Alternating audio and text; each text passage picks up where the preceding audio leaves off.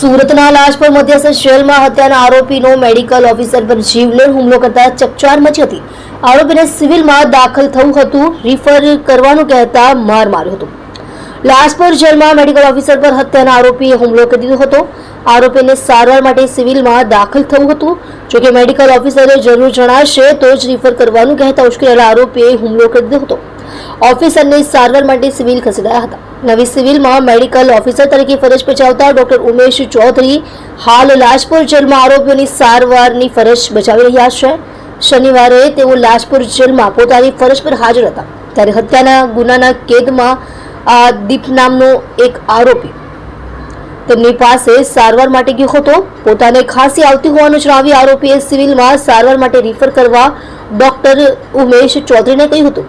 જોકે ડોક્ટર ચૌધરી અહીં જેલમાં પહેલા સારવાર અપાશે અને પછી જો જરૂર જણાશે તો જ સિવિલમાં રિફર કરાશે તેવું કહ્યું હતું, જેથી આરોપી દીપે સિવિલમાં રિફરની જીદ પકડી હતી.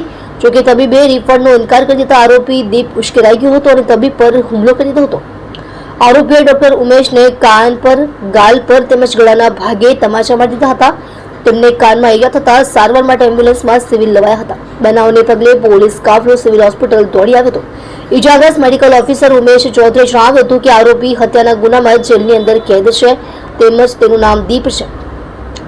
હું આરોપી વિશે વધારે કંઈ નથી જાણતો, પરંતુ હું તેની સામે ગુનો નોંધાવીશ. હાલમાં મારા ડાબા કાનમાં વધારે ઈજા થઈ છે, જેથી હું સારવાર માટે હોસ્પિટલ ખાતે આવ્યો છું.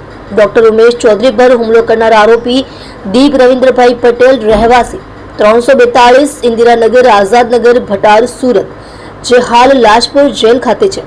ખટોદરા પોલીસ સ્ટેશનના વર્ષ 2023ના આઈપીસી કલમ 302 મર્ડરના ગુનાનો આરોપી છે. આપ જોઈ રહ્યા છો સોમવાર time news channel, bureau report, Surat.